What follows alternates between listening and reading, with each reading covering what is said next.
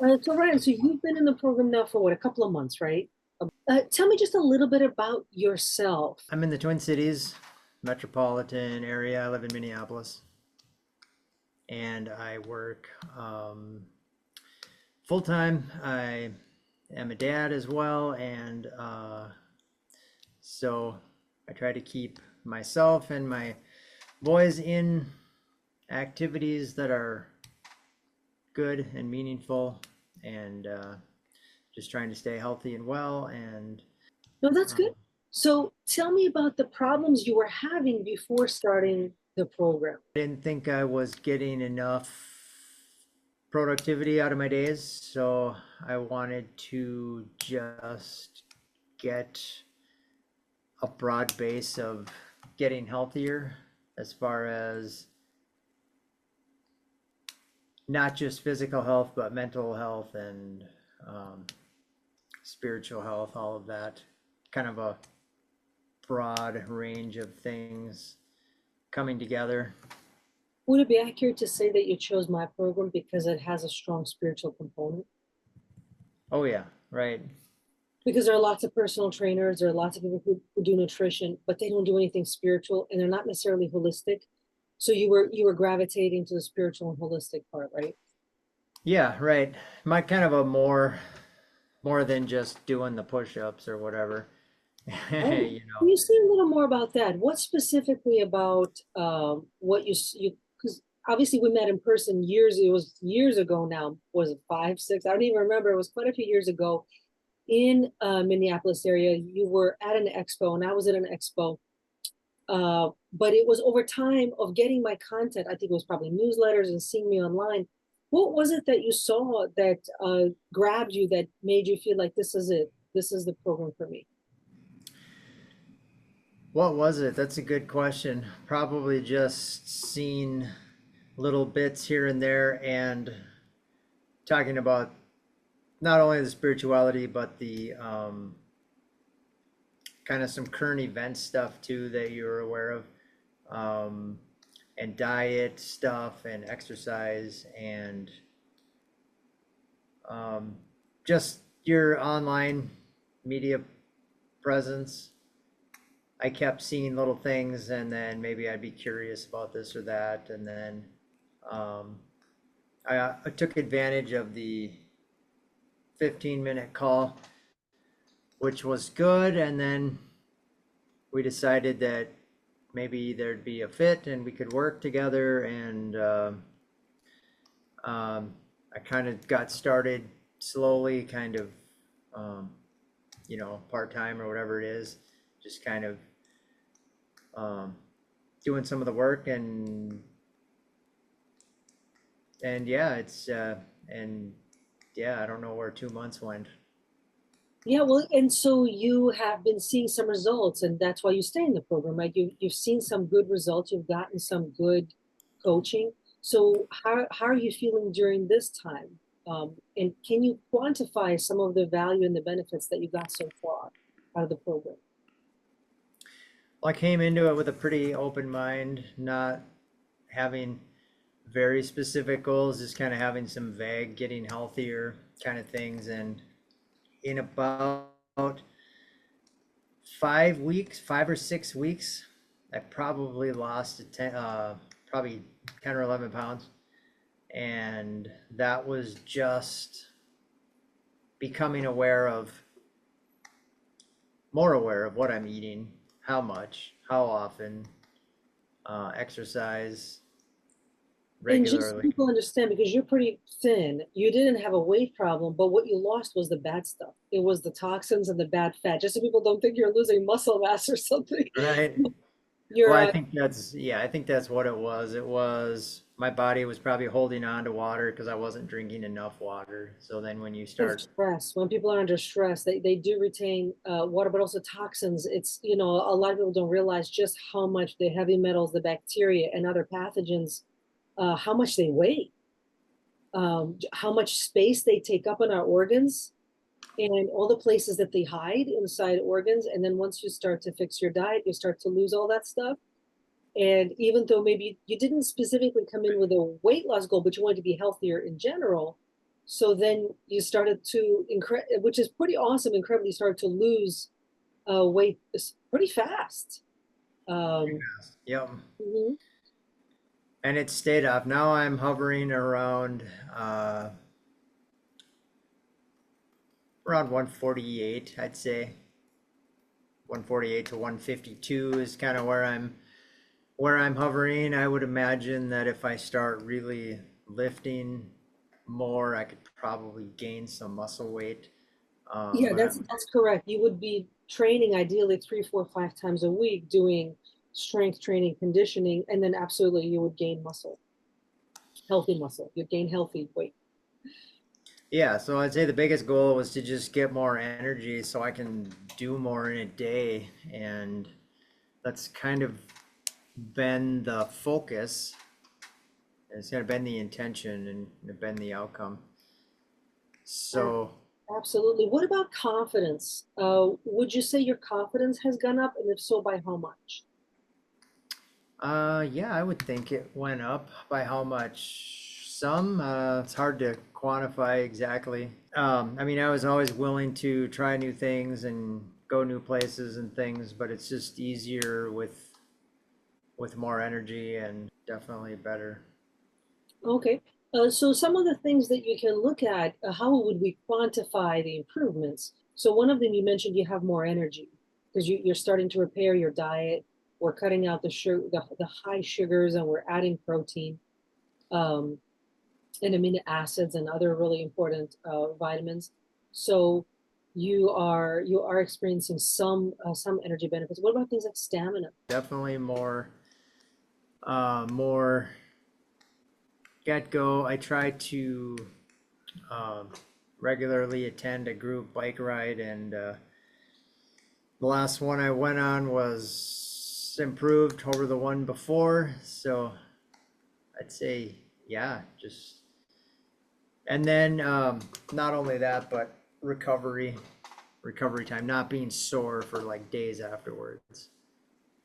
Pretty much being able to get up the next day and just jump right in to the day without noticing a lot of, sore knees or headaches or anything like that. So, It's interesting you say that. I noticed that as well, because I've been into the health and nutrition stuff for over 30 years. I started to run track and study nutrition. I was 13.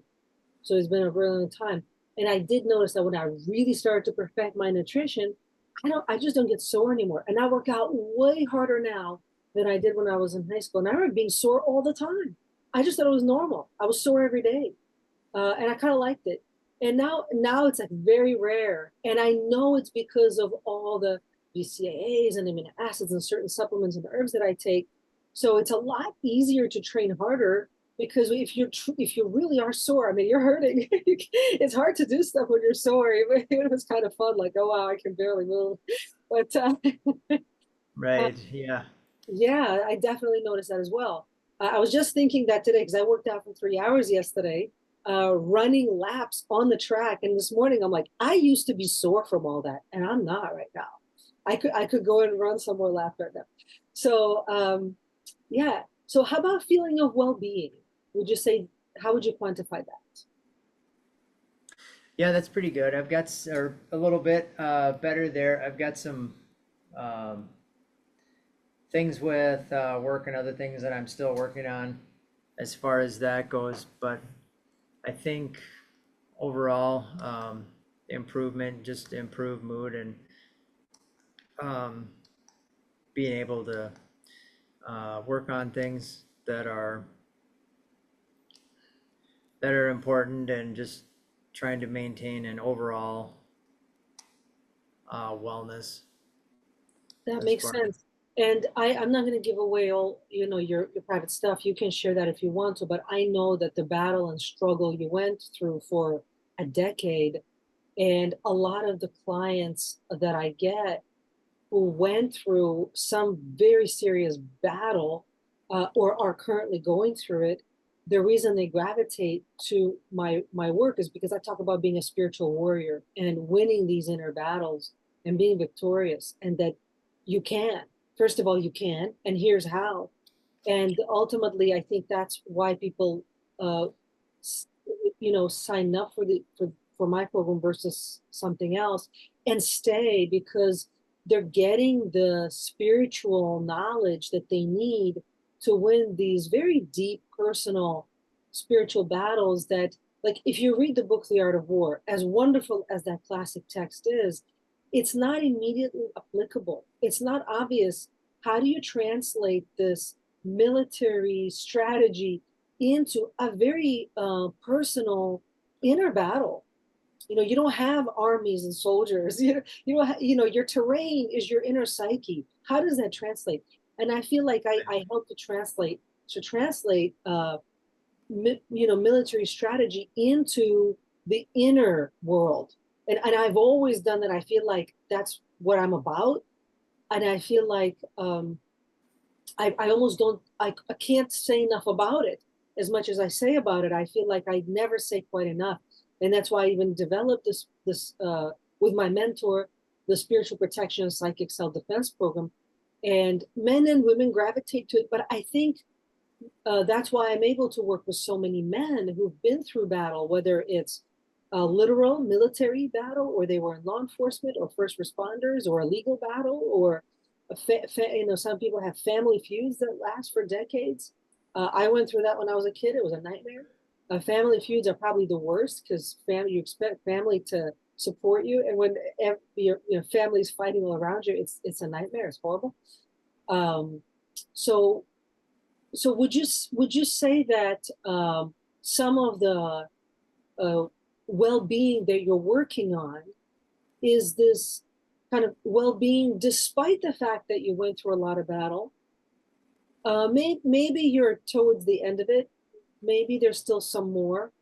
Maybe you're done, but it's hard to recover from something that was so soul crushing. It takes time. Would you Hmm. say this program is helping you to recover from the soul crushing battle that you went through? Yeah, I think so. It's knowing that other people have been through things and gotten through, and that it's a process and that it takes time and takes energy and resources and things like that. It's good. It's good to hope that there's a way. I think you said something about coming out the other side of it, or something like that. So, Yeah, there's um, light at the end of the tunnel. There's life after, there's all this idea that there's life after death. Well, there's life after trauma. There's life after battle. You may have been completely soul crushed and broken by battle. Well, guess what? You keep on living. Like, you're still here, and you still have right. to how to live despite the fact that you're now a completely different person after having gone through something that so fundamentally transformed you. Like, you now have to process things differently. You're now a different person, and I think a lot of my clients feel this way, and I feel this way, that when you really go through something like that, at the end of it, you're like, I'm a different person. How do I live now as a different person? All the tools that I got before, that was for a previous person. How do I live now? Like, and that's why I feel like a program like this can help a person to recover from the battle and now live as a new person. Does that make sense? Oh Person, yeah, for yeah, sure. the person that um, you're not yet enlightened, but you're not in the dark anymore. So where are you? Like, you Right. you need the space to figure out who you are, how to move towards enlightenment again, and structure your identity in a new way. It's going to be a new identity than what you were before, than how you were born. And I know that what I'm saying now will resonate with some people totally. They're like, oh yes, I know exactly what you're saying. And people who've never been through serious conflict or battle, they're really like, I'm not sure I know what you're talking about. Well, it is. A lot of it is becoming the new person. So, kind of having a vision of the new person, something you're aiming for, and then kind of working toward, because it's harder for people to change, particularly as they get older. And so, being able to maintain that ability and completely change yourself, your mind, so that you can change your surroundings or whatever. Um, just being in a community of people like that Absolutely. You know, my Alberto Violdo, my shamanic mentor from shaman school, the way he said it is the only people who like change are babies with a wet diaper. No one else likes change. So usually people have to be dragged into it. Not by me. I don't drag them into the fate, their own fate, their destiny drags them into change. And then they come to a program like this, like, okay, what, how do I do this? Well, you can either get under a blanket and hide, spend your time in the dark, or you can do something else. So That's right. the Well, other, the trick here is that ultimately the light comes from within you. That's the path of enlightenment, is you realize that what you depended on before, the external light, ultimately it's all the masters say, well, it's all an illusion. Yeah, it is an illusion, and we get disappointed by that. And that's actually the soul crushing experience. You realize that everything external is an illusion, and the only person you can ultimately depend on is you and the light from within yourself. That's the true path of enlightenment, is that wisdom and the knowledge that comes from within your heart. And that's the battle. It's the battle of the true you versus illusion, the infinite amount of illusions that purport to be real and purport to be so important, and they seek to make you, the real you, feel like you don't exist. And it's almost like a fight for existence. Like, no, I am here. I belong, and I deserve to exist. It's like an existential battle ultimately. Does that all make sense? right. Oh yeah, for sure. Everyone has a right to be who they are, and um, it's a lot of work and a lot of effort to overcome society's conditioning and things like that, and things you were maybe taught as a kid that it's way harder to unlearn things when you're old than to, be shown things or taught things when you're younger. And even if as you're growing up, it doesn't, like what you've been taught doesn't seem right, it's still pretty hard to change um, things like that. Yeah, and so what you're saying, someone might say, well, that's cliche, that's obvious. Yeah, be yourself. It's like, yeah, it's much easier said than done. Try to walk into family court and be like, here's my truth. I deserve to be heard. They don't care. Right. Go to your employer and be like, well, my truth is that I deserve this raise. That's my truth. See how much they care. It's much harder to actually accomplish this. Yeah. To say it, you got to face other people's interests in this. So it's about negotiation too, and communication. How do you negotiate your way through life? Yeah, again, obstacles, but things you can take on little by little, small pieces at a time. And again, it's overcoming the, cultural norms, because we face that too a lot. We're Mhm. kind of told and expected what we're supposed to think and believe, and if you start to think something else, you might be opening yourself up to, ridicule or worse, who knows. So Um, but again, it's being able to be part of something that's helping you move on, move forward, and walk That's uphill. that's right. Ultimately, we have to find a way to negotiate our way forward. We can't just cower just because society or the system or the media or someone says you can't have that thought. You're not allowed that opinion. You can't be a person like this and like that. You got to be like this, but not like that. Um, Ultimately, the spiritual warrior ways, you have to be true. You have to be integrous in your integrity to fundamental principles of truth. And that's the hard part, because sometimes they conflict with what the external world expects of you. And how do you then act? What do you then do? That's the hard part. That's And the hard part. That's why it that's, takes time. yeah, it takes time.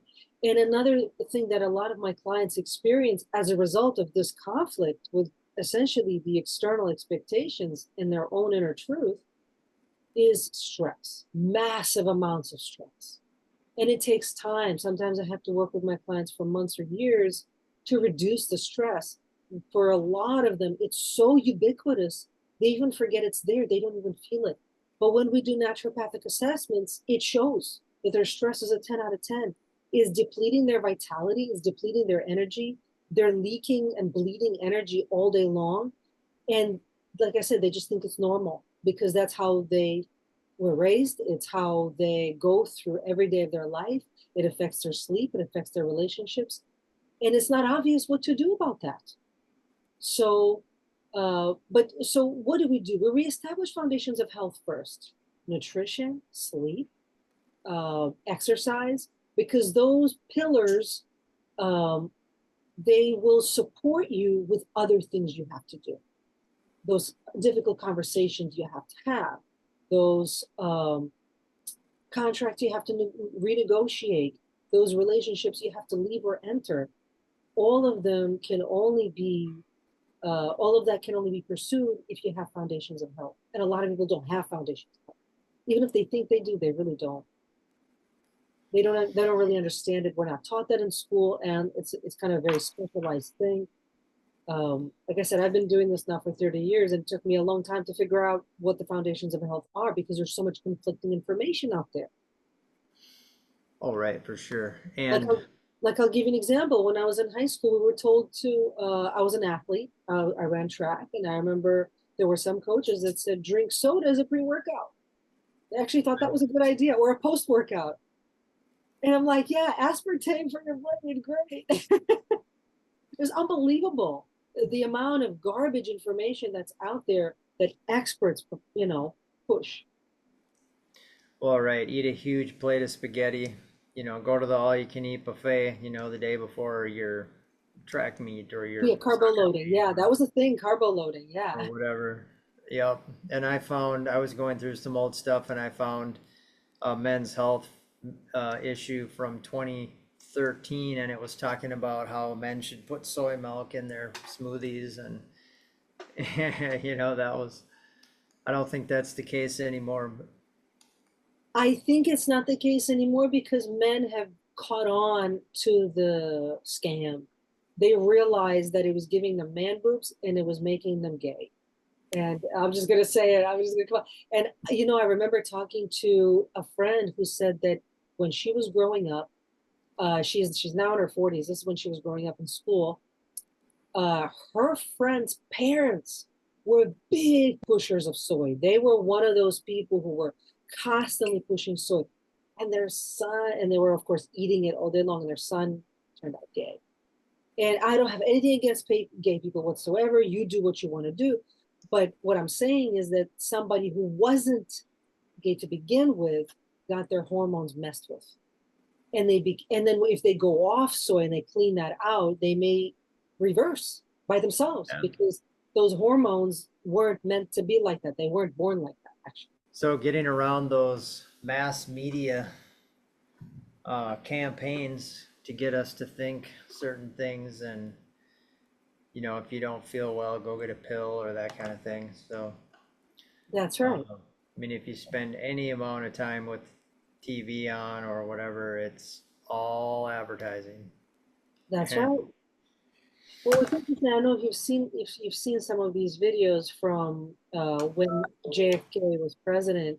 He was big on physical fitness. You I have watch, seen those. yeah, you watch some of Yep. these videos of high school students just doing regular high school workouts at that time, and they're like pro athletes. They're lean, they're Yeah. healthy, nobody's overweight. It's like military, but without the harshness. It's the athleticism. It's wonderful. I would have loved to do stuff like that. I welcome this opportunity to speak to the people of America about a subject which I believe to be most important, and that is the subject of physical fitness. And I speak not only as President of the United States, but also as a parent of 2 children who I hope will grow up with those qualities of vigor and energy which we identify with the best of America. This should be a matter of concern to us all. A country is as strong, really, as its citizens. And I think that mental and physical health, mental and physical vigor, go hand in hand. I hope that we will not find a day in the United States when all of us are spectators except for a few who are out on the field. I hope all Americans will be on the field. That is, they will concern themselves with the education of their children, with the physical development of their children, with the participation in the vigorous life, and then also, as their children get older, inculcate into them a desire to maintain that vigor through their normal life. Our citizens are living longer, and we want them to participate fully in that longer life. But they can only do so if they give some of their time and some of their effort to maintaining that vitality. This is a subject which should be of interest to us all. And I hope when we have seen the astonishing results which we have seen from our work in a few schools across the country, where we've been able in the short space of 2 and 3 months to change the physical habits and strength of our children, that this will spread to every school district in the United States, that all of us will participate in the life around us, and in so doing will be better citizens and happier ones. This is a challenge for us all, children, boys and girls, college students, mothers and fathers, and all of us, I think, should welcome it. I hope all of you will join in a great national effort to build a strong and better America through physical effort and through the contributions we can make by the drive and force we bring to our daily lives.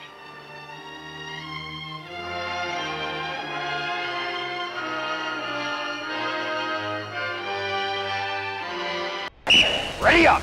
Class attention! We were given a gift 50 years ago that made our lives better.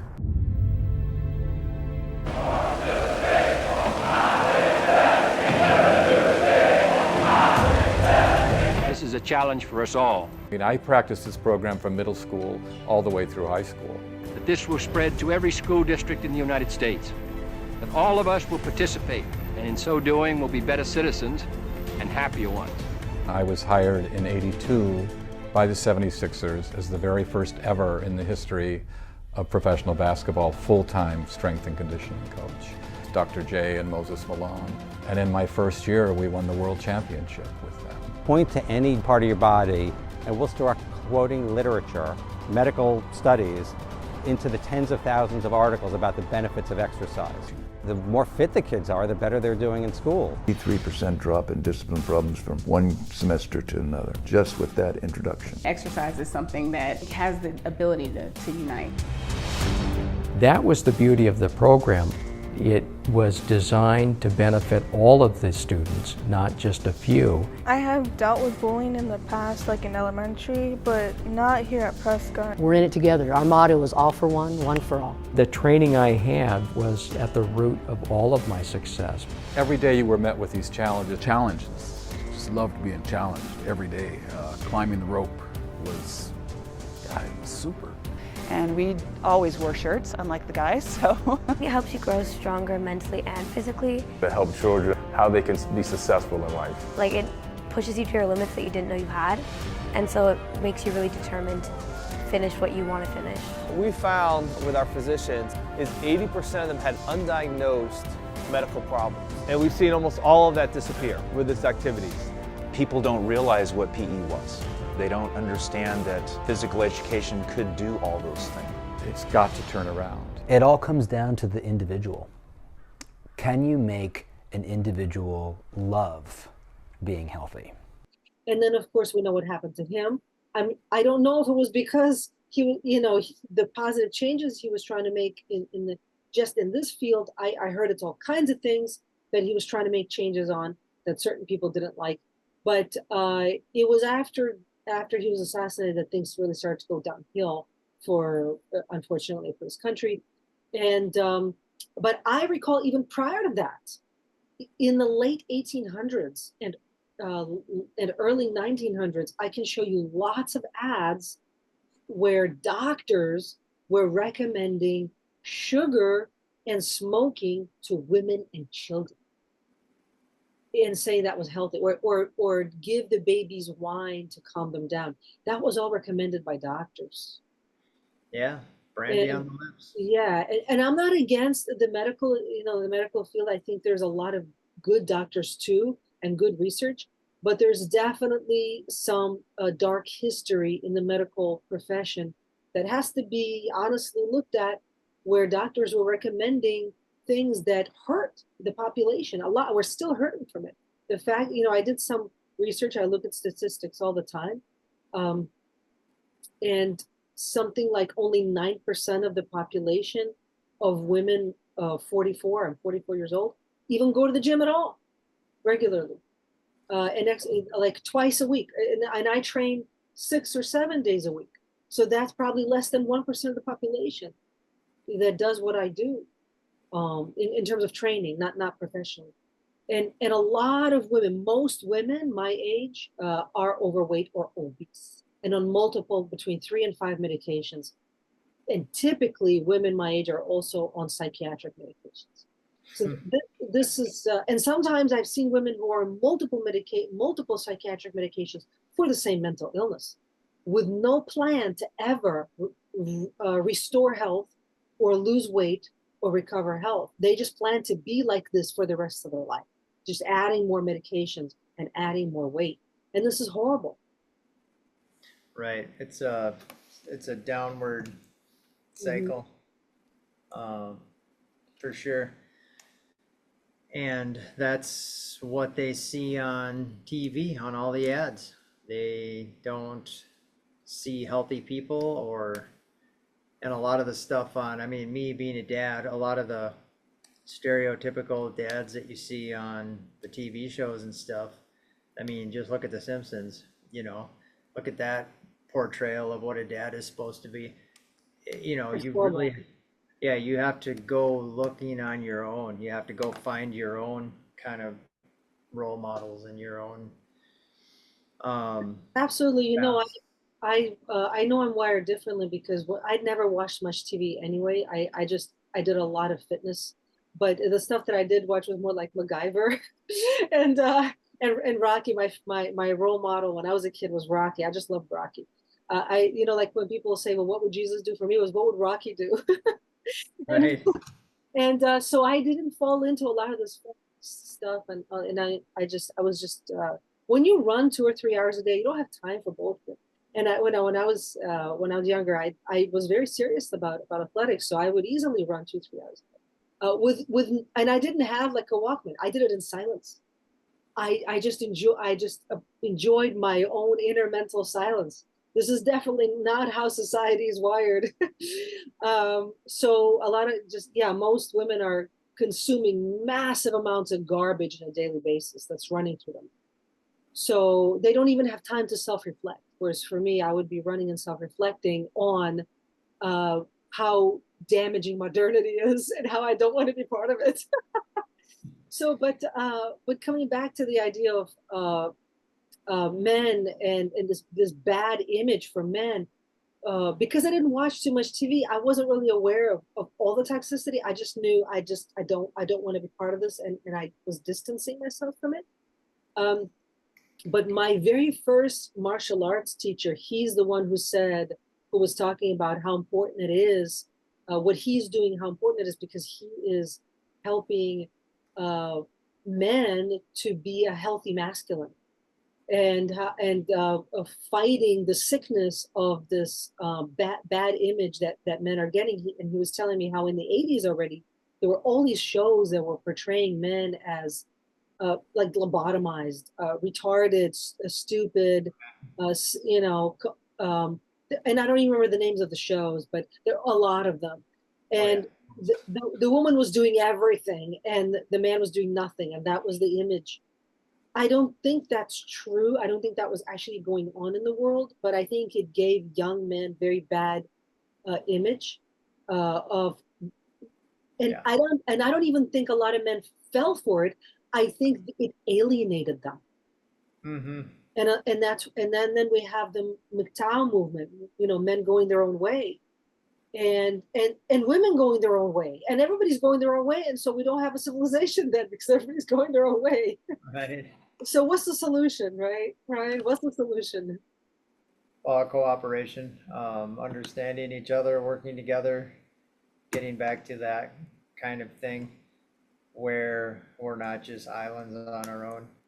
because we're not supposed to be. We're supposed to be, helping each other out. So I have my things that I do socially, so I get out and do things with groups of people and things like that. But yeah, there is a lot of cultural conditioning and programming for the average person, man, I mean, probably, or woman, to overcome. And it's all about doing that and just not being content to just be on the couch or be, TV or whatever, stuff like that. It's getting out and actually having the interest and the desire and the health to put your shoes on and go do something. So often is the case that people don't want to do stuff. And one thing is, my oldest turns 16 soon, and I found out that a lot of kids his age don't want to get their driver's licenses. They have no interest in driving. They would rather get on YouTube or TikTok or whatever they're on and watch other people driving. And that's good enough for them. So I'm trying to encourage anyone around me to just have the things that you want to do and just get your shoes on and get out there and do stuff, because it's important. It's important to all aspects of your life. It's, your mental health, your physical health, all of it. And not just be content to. That's right. And so just to speak to that, that is the male energy, the Mars energy, right? We're talking about there's and men and women have masculine and feminine energy. We have female and male hormones. Women have testosterone. That drive to go out and do stuff, that's very masculine energy. And a lot of men point out how there's forces that are attacking masculine energy, and I completely agree. But those forces are also attacking feminine energy. As a female, I can say for sure, I didn't get any handouts. All I've ever had to deal with was adversity. I can't even tell you how much adversity I've had to deal with. I don't go around complaining about it. And honestly, I don't think it would help to constantly talk about it. There's lots of people doing that. Oh, I'm dealing with this and with that, and people are basically like, well, you sound like a victim. I'm nobody's victim. I don't want to sound like a victim. But I feel like there is a way to use that for fuel. And that's where I feel like my teaching comes in, where yes, men and women are dealing with a lot of adversity. There is a push to emasculate men, and there's a push to maybe masculinate women, but really it's just this it's a fake empowerment is what it is. It's there's all these empowerment movements for women, but when you really look deeply into them, they have nefarious intentions. Oh, for sure. They basically they are exploiting very, very victimized or brutalized women, telling them, oh, you've been a poor victim, they did this and that to you, join our club and we're going to empower you, but you got to do this and this and this. And those things that women are slowly, gotten to do are not good. And there was all this discovery of all that a few years ago, like Nexium cult and all these, but there's lots of them. Some of them pretend to be network marketing. Some of them pretend to be different types of mystery schools or whatever. So you have to be really, really careful. It is a dangerous world out there for men and women. Right. And if women and men are constantly battling so much adversity and each other, where are the kids left? The kids are left to their own devices to raise themselves, and that's not a reality. Kids cannot raise themselves. That is absolute BS. What's really happening is the system is coming in and taking over and weaponizing the children into being activists for bad agendas. And I'm not the only one who's saying this. I see this, but there's lots of other people who are pointing this out. And there's been a lot of sort of coming back to the idea, well, some traditional values were good because we need family. We can't not have family. If we don't have family, we don't have civilization. And I think that's true. I think that family has to be at the center of civilization, but we have to do it a little bit differently than we did it before, because we now have to contend with new enemies that we didn't have to before, or maybe we didn't know about them. And so one of them that I'm going to mention is AI. AI isn't always an enemy. It's not intrinsically an enemy, but there are many ways that artificial intelligence has been used against humanity, that in a way that does not help us at all. And yet it can be so useful too. So this is a double-edged sword that we all have to contend with. We either master it or it will master us. And I think a lot of people are just waking up slowly to how dangerous AI can be. The fact that there are groups in the world who have created artificial wombs and outside of human bodies. That's the attack on women. Oh, we don't even need women. Yeah, we don't need men. We don't even need women. We don't need any of you humans. You pathetic humans. We can just do everything synthetically. Well, who is saying that? It's AI saying that. AI is saying you humans are pathetic. We don't need you. And it's like, well, why are you the boss here? You're not the boss here. We got to take control of this reality. And that's where being a spiritual warrior comes in, where only if you're awake and aware at a deeper level can you even appreciate the scope of the problem. A lot of people can't even wrap their head around what the problem that we're dealing with. They think it's just, oh, I don't make enough money, or my ex is crazy, or or my parents didn't love me, or my boss. They think it's those things, but all of those things are really symptoms. They're symptoms of much deeper spiritual problems. And all the sacred texts talk about a spiritual war, a spiritual battle in space, or in heaven. And in my 20s, I studied sacred texts a lot. And I spent probably my entire decade in my 20s. Just as a little side note, I used to, when I was in my 20s, I used to model, because here in New York, that's one of the things you can make money at. And it was kind of easy money. And I was so disgusted with the industry. I didn't have to do anything nefarious, but I just didn't like how shallow it is, how completely dead end it is. It was like, I was already disgusted with modernity, but at that point, that was the final straw. And I actually ran away to a monastery. And I spent a lot of time studying sacred texts. I was just looking for the truth. And every single sacred text, no matter what you read, any Hindu, Christian, Jewish, Muslim, they all mention a war in heaven or in space. And essentially, none of these texts say that the war ever ended. It talks about how some battles were won, some battles were lost, but we're still actively in a war. We have not yet won it. We have not lost it, but we haven't won it. And so this is why, and the traditional martial artists, they knew that. They knew that we're in a battle, and they took their role as spiritual warriors very, very seriously. And I think that modern martial artists, they don't realize the spiritual implications. And I'm really into martial arts. I got into that maybe 6 years ago. And I've been to a lot of martial arts gyms. And I can tell you for certain, very, very few of them even mention this idea of spiritual battle. They talk about physical self-defense, which is important, don't get me wrong. But you see, like we were talking about health, right? And people are overweight and have mental health problems, and they're fighting between themselves, and they're confused about their gender. What use is a gun to you if you have no allies, you're overweight, your cardiovascular health is horrible, you can't run for 1 minute without gassing out? Oh, but you got a gun? It's a little bit ridiculous, And right. What about the spiritual dark forces? A gun is useless against them.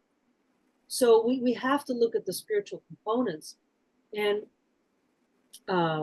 And so like I said, I think a lot of people really underestimate the spiritual components. They think it's, oh, that's arcane. That's not real anymore. We don't have to deal with that anymore.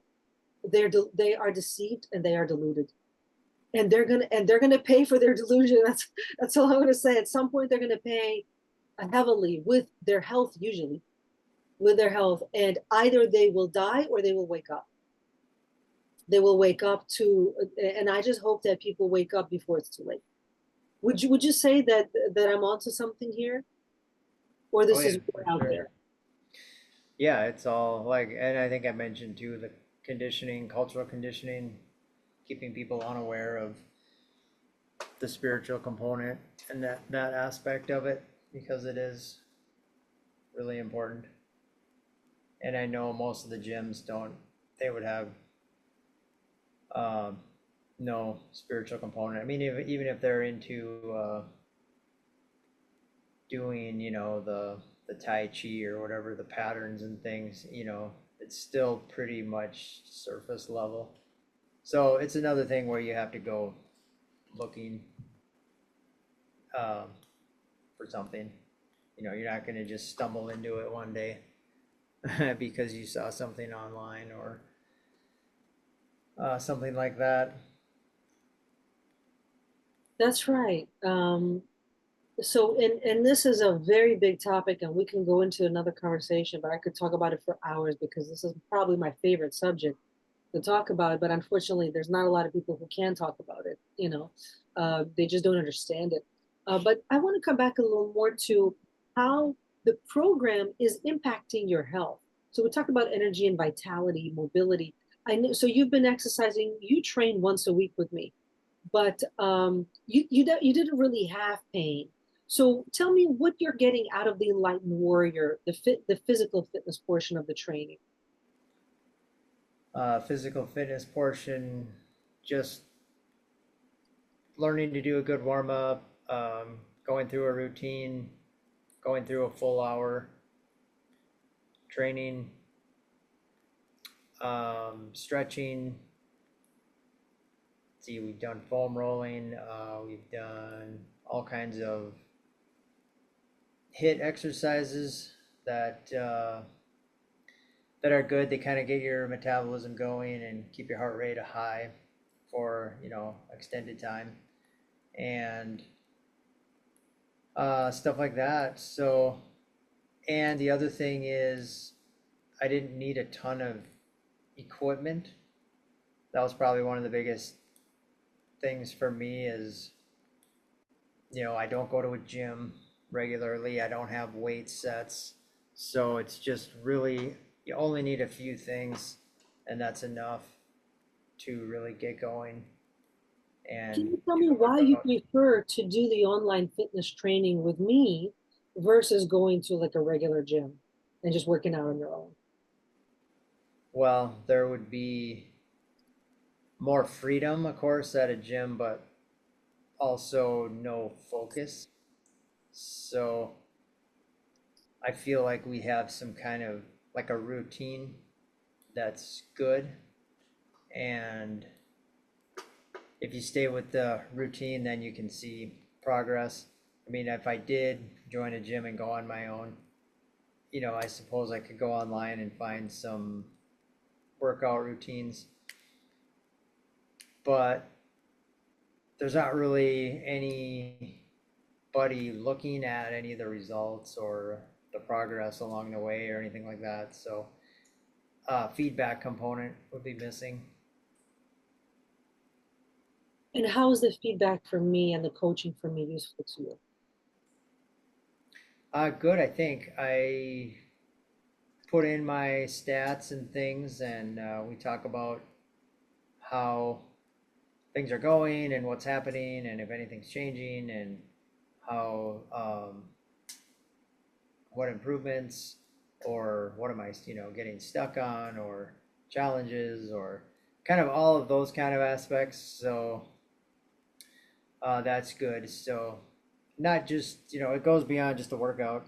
It's more than that. It's the other stuff too, conversations and What do you get out of all of that from the training?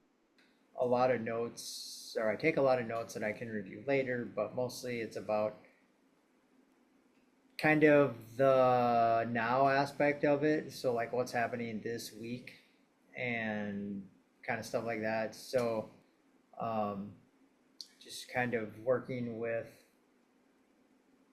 things changing over time and, you know, being able to have that flexibility to just talk about things and, you know, well, this week we need to go more into nutrition, or this time more about stretching, or this time more about, you know, I don't know what it would be, meditation or breath work or focus or anything like that. So there's all these different aspects that could be talked about, and depending on what's kind of needed there. So kind of the dynamic aspect of things changing, just which can happen every day, you know, oh, I'm going to be 30 minutes late for this appointment because, you know, something came up or whatever, and then kind of having that flexibility to go into different things and talk about things. That's right. And also you recently got an astrology profile reading where I was comparing your Western to your Vedic astrology. Can you say a little bit about how that was helpful to you? Yeah, that's interesting to me because I understand people are many different aspected creatures, kind of like you know, what would a good example be?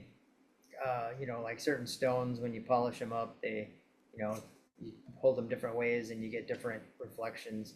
So that's kind of figuring out what energies are in what aspects of your life. You can learn more about who you are, what you might be good at, or what's holding you up, or how to move forward, or what to focus on, what to avoid, you know, that kind of thing. So having that information is helpful. And then as time goes on, studying the different characteristics of the chart and seeing how they're different in the two, and then figuring out if one is more relevant or maybe the other one's more relevant, in which case, or maybe it's a combination or somewhere in the middle.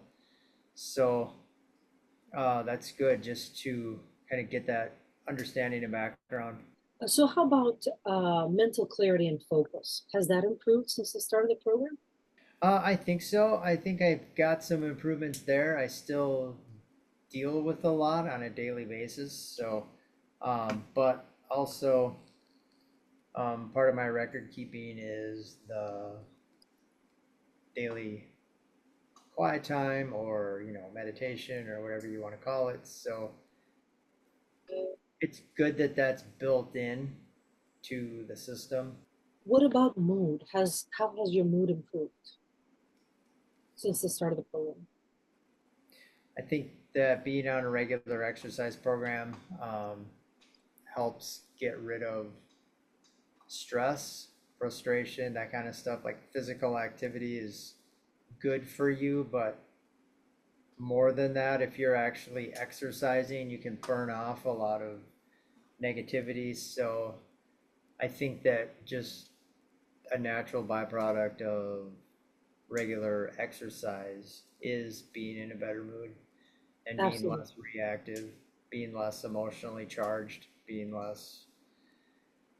more consistent for the people around you.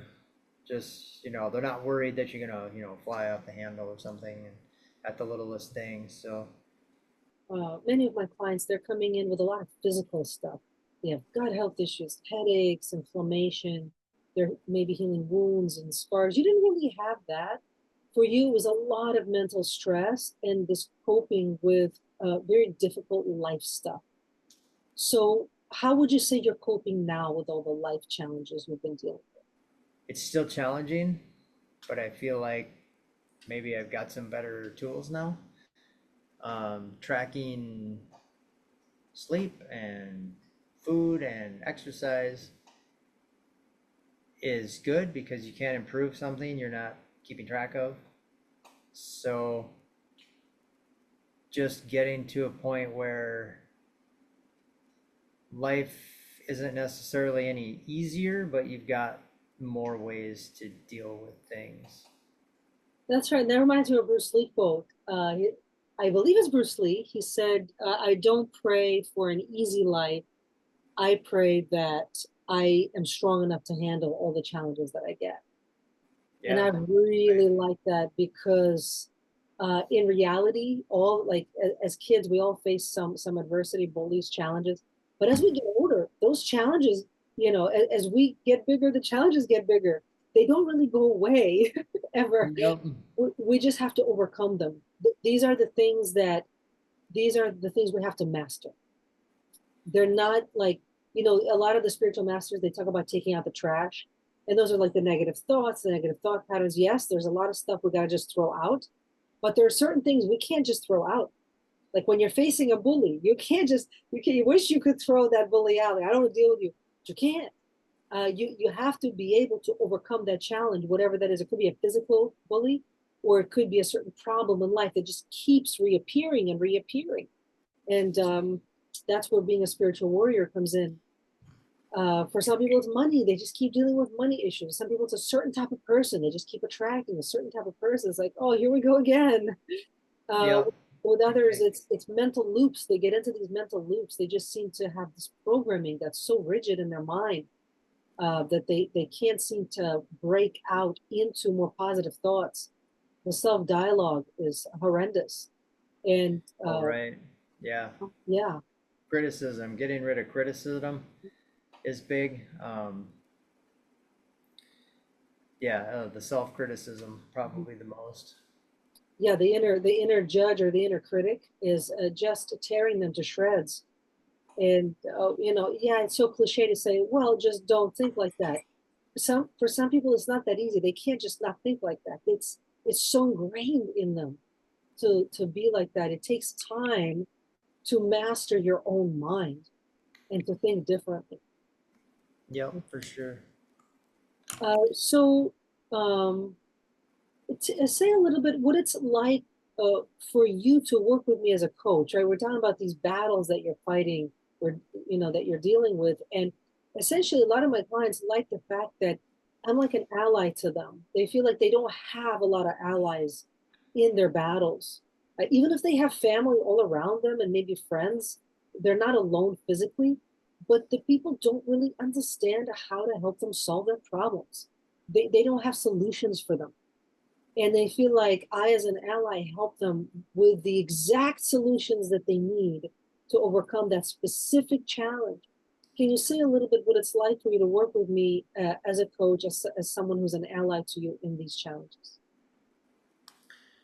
Yeah, just most people I don't think are aware of a lot of things that are going on. So having somebody that's been through their own challenges and figured things out is helpful, because it's kind of you meet different people through life, and you know, sometimes people are just crossing paths and sometimes people are kind of headed in the same direction. So it's good to have that person that's been through a lot and that can know what it feels like and all of that. They can relate. So relatable. Mm-hmm. And another thing I'll mention here is, for one reason or another, I've been called to work with a lot of men. Now, I'll work with anybody. I'll work with men, women, teenagers, children, anyone who needs my help. I'm completely open to working with them. But I found that over the last at least 5-6 years, a lot of men gravitate to working with me. And at first I was surprised. And it was men who were literally in the military or law enforcement, first responders. They are warriors, literal warriors, who had a lot of trauma or stress in the past. And men like you who went through some kind of battle. You weren't literally in the military, but you went through battle. And at first I'm like, wow, but these are really trained, highly trained men. Why do they want to work with me? But clearly they did. They wanted my coaching and training. Can you say a little bit what it's like for you as a man to work with me, even though I'm a female coach, but I'm not specifically a coach for women. I coach a lot of men. What is that? What is it like for you? I guess I didn't think about it too much, but it's nice to have the, somebody that has a different perspective on the situation just because of their upbringing or where they live or who they are in life and all of that. So it's good to have you on my side because, a lot of times men might say to each other, well, just, stop being a baby about this or something. And it's like, there's a lot of covering up and not wanting to get to the root of anything. I feel like you offer a wider range of perspective on different things. I wouldn't, yes, I thank you for saying that.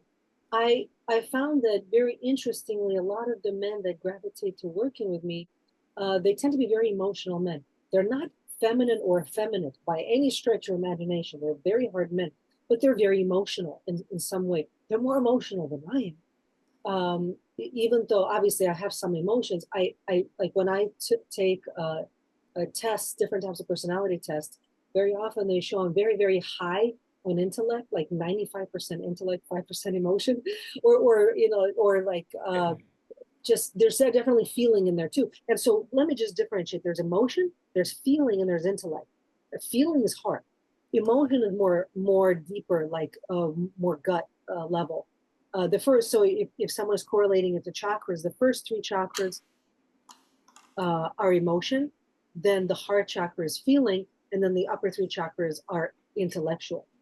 And so I believe I was born like this. This is just how I'm wired. I intellectualize everything, and which makes me different than a lot of other women because a lot of women are more emotional than intellectual. But I feel like a lot of men gravitate to me because I intellectualize emotions. And I wouldn't say that you're a very emotional man, but you've had a lot of challenges that challenged you emotionally. It caused you to have a lot of stressful emotions. And so would you say that some of the coaching helps you to deal with those stressful emotions? Yeah, a lot of the men that gravitate to working with me, they tend to be more emotional, even more emotional than me. But I suspect it's because they've dealt with a lot of challenges that have caused them to have a lot of stressful emotions that they don't know how to cope with their own reactions to stressful events. So literally they have PTSD or different types of trauma that they've had to deal with. I've worked with men who were in law enforcement or military. They already had trauma before they went into the military and law enforcement. And then in their line of duty, they got more trauma. And so by the time they get to me, they just have layers and layers of trauma that their profession doesn't allow them to deal with it. They don't have an outlet. You can go to a psychologist, you can do some talk therapy, but talk therapy isn't necessarily what's going to resolve it. Just like behavioral cognitive therapy isn't necessarily resolving it for them. They're dealing with something, a lot of times, I'm just going to say it's spiritual. They're dealing with spiritual trauma.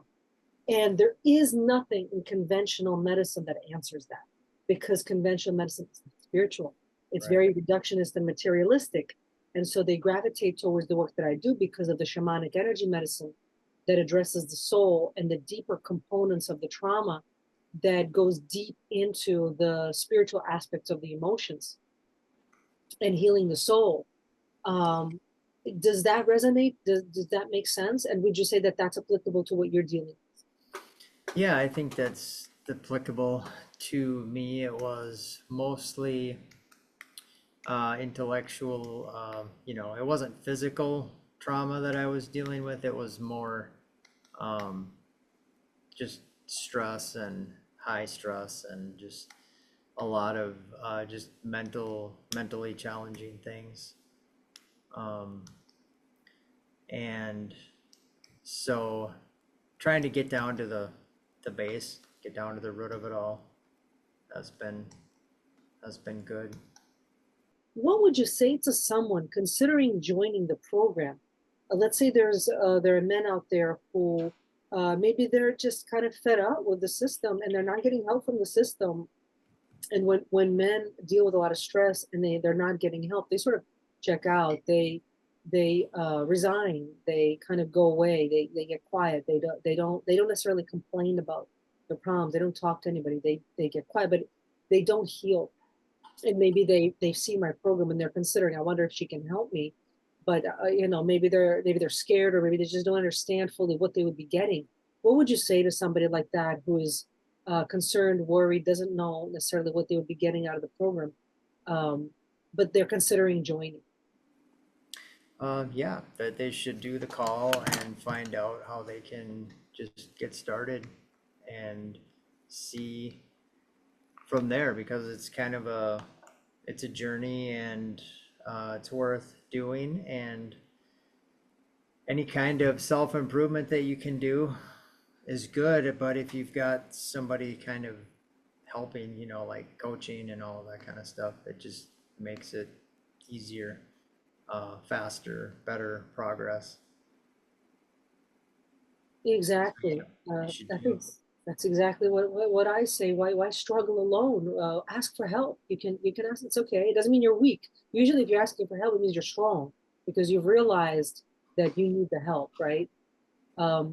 Any final words? Anything else you want to say to someone who might be scared out there listening to this and going, I wonder if this could be the right thing for me?